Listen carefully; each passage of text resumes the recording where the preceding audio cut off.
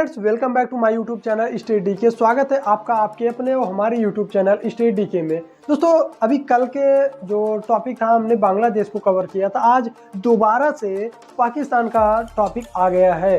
दोस्तों, कहते हैं कि आप जिसको फॉलो करते हैं आप उसी के हिसाब से वर्क करने लगते हैं। बांग्लादेश पाकिस्तान को जब से फॉलो करने लगा, वो एशिया का टाइगर कहे जाने से अब वो बर्बादी के रास्ते पे आ गया। ऐसी बर्बादी पे आ गया कि शायद कुछ सालों बाद उसका नाम भी खत्म हो जाएगा।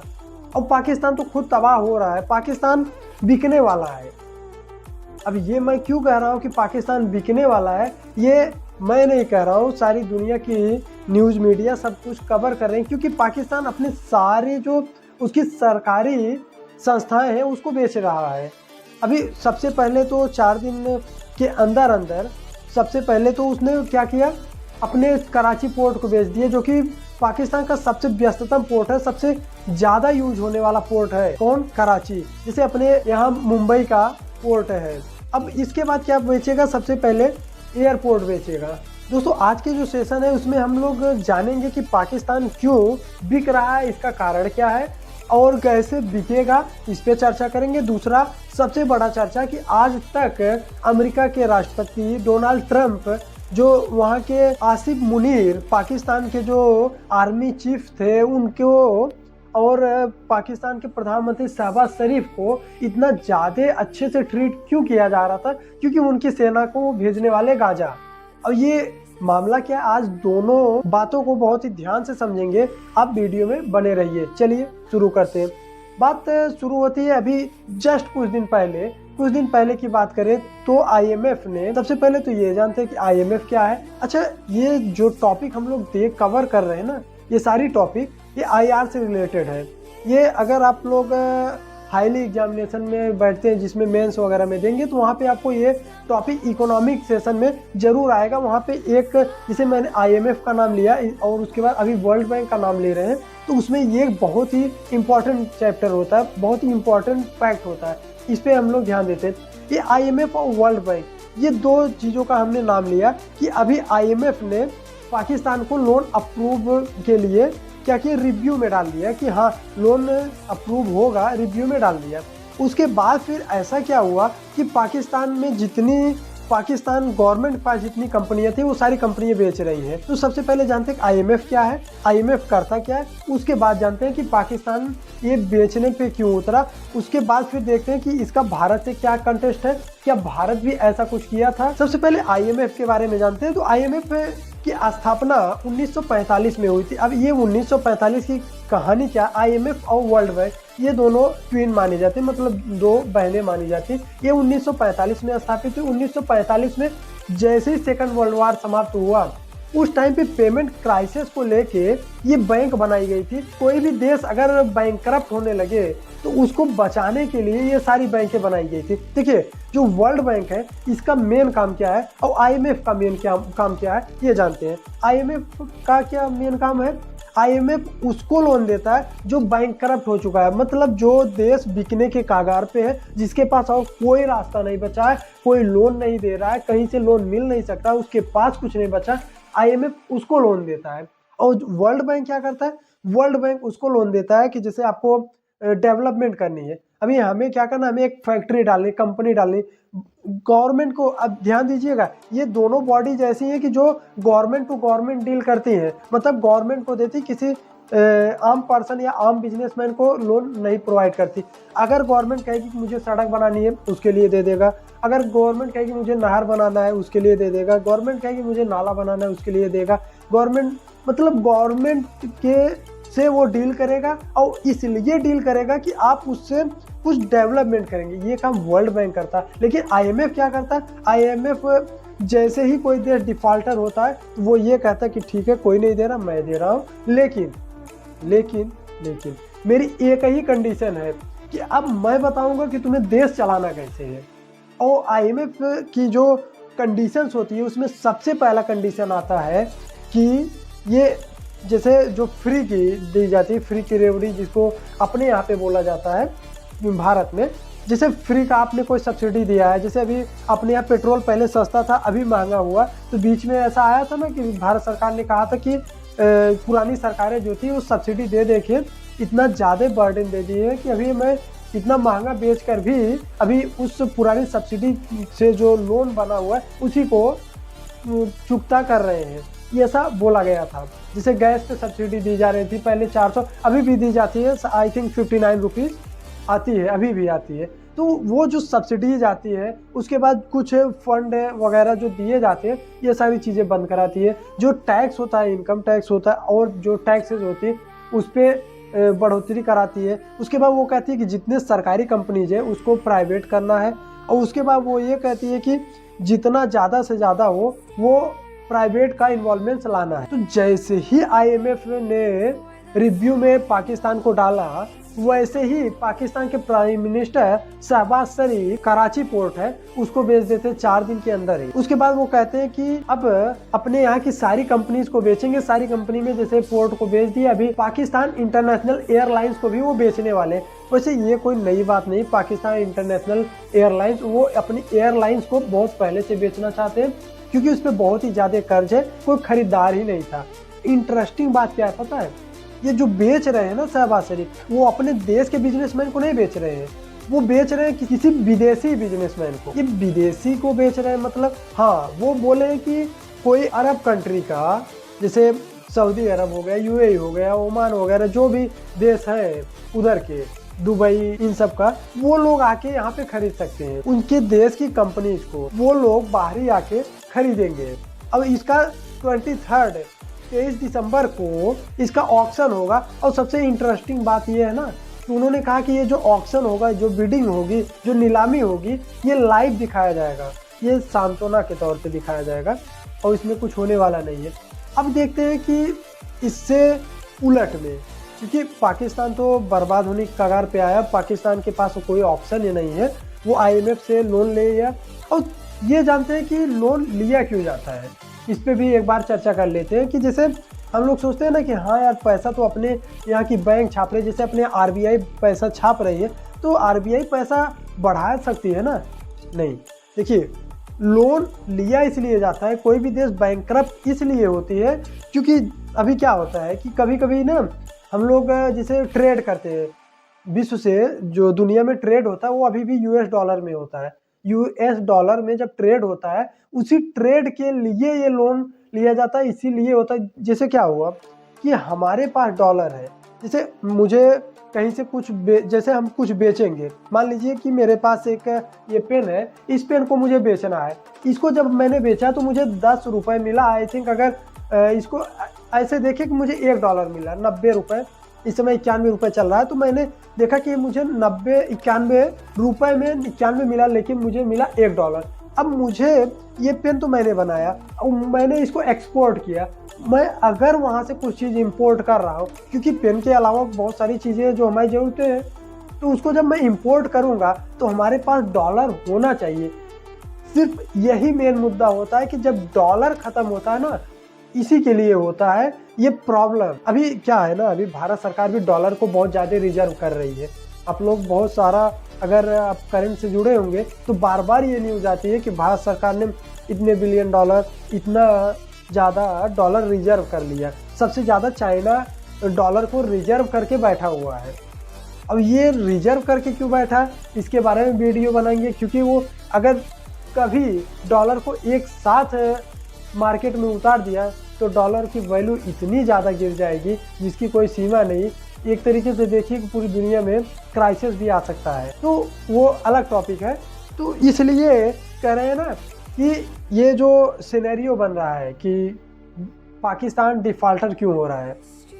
अब आते हैं कि इसका जो भारत के साथ हमने कंपेयर किया, अब क्या ऐसी सिचुएशन भारत के पास भी आई थी कभी? जी हाँ, आई थी। जब हमने LPG रिफॉर्म लाए थे 1991 में LPG रिफॉर्म लाए थे, PV नरसिम्हा राव जी की सरकार थी। और उस समय डॉक्टर मनमोहन सिंह जी भारत के क्या थे, फाइनेंस मिनिस्टर थे, वित्त मंत्री थे। उसी समय जैसे कहा जाता है ना कि हमारे पास सिर्फ 15 दिन के का पैसा था, उस समय से हमने शुरू किया और बहुत ही ग्रो किए। बहुत सारी ये बातें चलती हैं। तो देखिए, बात ये थी कि उस टाइम पे पैसा बिल्कुल नहीं था। ऐसा नहीं था कि देश के अंदर पैसा नहीं था, देश के अंदर भी पैसा नहीं था, ये बात भी सही है। लेकिन जब हम लोग 1947 में आज़ाद हुए उसके बाद हम लोग इतना डर गए थे कि किसी भी बाहरी कंपनी को नहीं आने देना है, ऐसे नहीं करना है, वैसे नहीं, क्योंकि ईस्ट इंडिया कंपनी ही आई थी जो हमें गुलाम करके रखी थी। 350 साल तक हम लोग गुलाम रहे थे, ये बात आप सबको पता है। तो उस वजह से ये लोग इतने डरे हुए थे कि ये अपनी इकोनॉमी को बंद इकोनॉमी बना दिए थे, क्लोज्ड इकोनॉमी। अब ये क्लोज्ड इकोनॉमी क्या होता है? क्लोज्ड इकोनॉमी का सीधा सा मतलब आप ये समझिए कि ऐसी अर्थव्यवस्था जो बाहर से कोई व्यापार आदान प्रदान ना करे, व्यापार ना करे। मतलब देश के अंदर अगर ये कोट मैंने पहना है ना, ये कोट मैं खुद ही बनाऊंगा, खुद ही पहनूंगा। शर्ट मैंने पहना, शर्ट मैं खुद ही बनाऊंगा, खुद ही पहनूंगा। ऐसा नहीं कि मैं पड़ोसी से ले लूँ। हो सकता है कोट पड़ोसी अच्छा बना रहा हो, शर्ट मैं बना रहा हूँ, लेकिन नहीं, जो क्लोज्ड इकोनॉमी होती है उसमें ये होता है कि मैं बाहर से कुछ नहीं लाऊंगा। तो ऐसा चल रहा था। अगर आप बाहर से कुछ नहीं लाएंगे या बाहर कुछ देंगे नहीं ज़्यादा, तो आपके पास डॉलर नहीं आएगा, और हर चीज़ आपके पास हो ये संभव नहीं है। इसलिए अपने यहाँ खाद्य की भी बहुत सारी प्रॉब्लम्स आ गई थी उस टाइम पे भी। जब दुनिया को ये कहा गया कि हमारे पास पैसे नहीं है, हमें खाने के लिए चाहिए, तो किसी ने नहीं सुना, किसी ने नहीं सुना। यहाँ तक कि अमेरिका ने तो वो राशन हम लोगों को भेज दिया था जो सुअरों को खिलाया जाता है, PL7 करके नाम उसका था। अब सोचिए उस लेवल की मेंटालिटी होती है। अगर आप डूब रहे हैं ना तो कोई आपका साथ नहीं देने वाला। उसके बाद फिर 1991 आता है, उस टाइम पे आपके पास कुछ नहीं बचा था। फिर लास्ट में आप जाते हैं वहाँ पे ब्रिटेन जाते हैं, वहाँ पे अपना सोना गिरवी रखने के लिए, लेकिन वहाँ भी बात नहीं बन पाती। तो उसके बाद IMF के पास जाते हैं। तो IMF का पहला फंडा मैंने पहले ही पाकिस्तान केस में बता दिया। उसने सबसे पहले एक ही बात कही कि प्राइवेटाइजेशन पे वो मेनली फोकस करता है, क्योंकि उसे पता है ना सरकारी बाबू पहली बात तो काम नहीं करते, और अगर वो काम कर भी रहे हैं तो जो सरकारी कंपनियां है ना वो प्रॉफिट कमाने के लिए बनी ही नहीं होती है, तो कभी प्रॉफिट कमाती ही नहीं है। उससे जब प्रॉफिट नहीं कमाती तो पैसा आता नहीं है। लेकिन पाकिस्तान और भारत के केस में स्थिति बहुत अलग थी। भारत ने जब जो प्राइवेटाइजेशन, ग्लोबलाइजेशन और लिबरलाइजेशन किया था ना, भारत ने क्या किया, जो नियम कानून थे उसको थोड़ा सा ढील दी और प्राइवेट के हाथों में दी, और उसके बाद जैसे ग्लोबलाइजेशन किया कि अपने आप को एक्सपेंड किया। अब जैसे देखिए, जब भारत ने किया, पाकिस्तान विदेशी लोगों को बेच रही अपनी कंपनियां, लेकिन भारत ने क्या किया, भारत आहिस्ता आहिस्ता अपनी कंपनियों के इक्विटीज बेच रहा था। मतलब पूरी कंपनी कभी नहीं बेची। अब सोचिए एयर इंडिया अब जाके बेची है, और 2-4 कंपनी भले इधर उधर हुई हो, उसने क्या किया, थोड़े थोड़े शेयर दिए। अब वो भी भारतीय कंपनियों को, जो भारत की कंपनी, जैसे टाटा उस टाइम पे इस्टेब्लिश थी, उस टाइम पे जो भारतीय कंपनियां थी उसको उसने थोड़े थोड़े शेयर देके, और जो भारत की प्राइवेट कंपनियां थी उसमें बाहर की कंपनियों को मर्ज करना। जैसे अभी एग्जांपल में ले तो अभी जियो में $10,000 बिलियन आई थिंक उसने इन्वेस्टमेंट किया, ये फेसबुक ने जियो में। तो इस हिसाब से प्राइवेट कंपनियों में बाहर की कंपनियों द्वारा इन्वेस्टमेंट लाया गया, उससे अपने आप को इस्टेब्लिश किया गया। भारत में और उस पाकिस्तान में बहुत ज़्यादा अंतर है। ऐसा नहीं कि उस टाइम पे किसी सरकार ने भारत में किया था ये LPG रिफॉर्म, ये भी IMF की ही देन थी, लेकिन बस स्मार्टली भारत ने किया। और पाकिस्तान जो कर रहा है वो बेवकूफ़ी के साथ कर रहा है, क्योंकि वो अपनी कंपनियों को पूर्ण रूप से विदेशी हाथ में दे रहा है। और पाकिस्तान में कोई ऐसी बहुत बड़ी कंपनी है भी नहीं कि जो बाद में जिसके दम पे पाकिस्तान उसको एक्वायर करे या फिर कुछ कर सके। आई थिंक ये तो उनके जो इकोनॉमिस्ट हैं वो समझे हम लोग से क्या मतलब है। लेकिन अब उनकी एक दूसरी बातों पर आते हैं, जो मैंने पहले ही कहा था कि डोनाल्ड ट्रंप ने आसिफ मुनीर और शहबाज शरीफ की इतनी तारीफ क्यों की कि बेस्ट लीडर इनको बोल दिए, और अभी तक साहसी, जो साहसी मैन बोला गया किसको, शहबाज मुनीर को। तो ऐसा वर्ड, वो भी डोनाल्ड ट्रंप एक बिजनेसमैन है, उन्हें जहाँ फायदा होता वहीं जाते हैं भाई।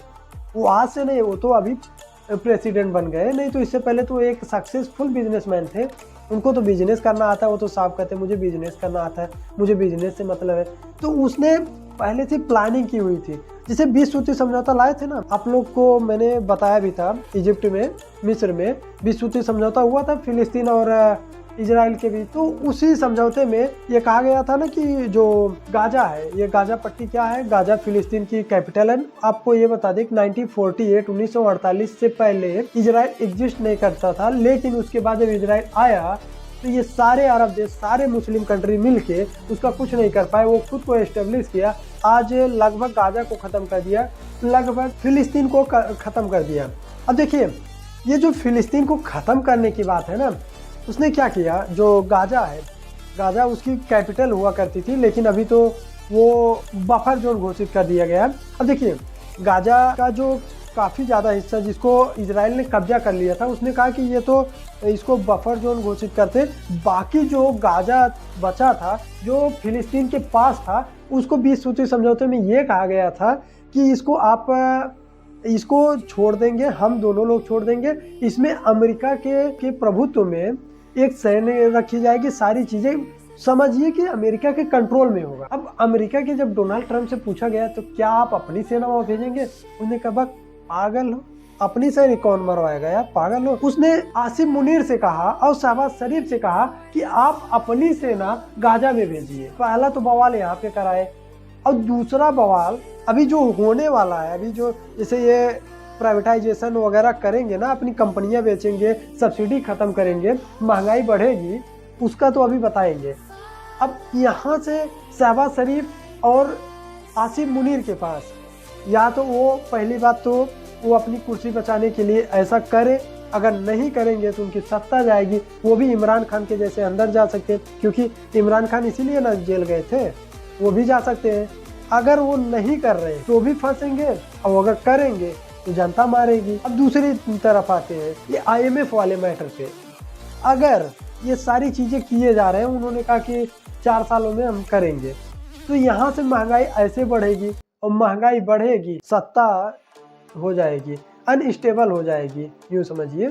और उसके बाद अगर ऐसा होगा तो फिर जानते हैं कि अगर जहाँ की सत्ता अनस्टेबल हुई, वहाँ पे ग्रोथ कितना स्लो हो जाता है। वैसे ग्रोथ की अपेक्षा पाकिस्तान से की भी नहीं जा सकती।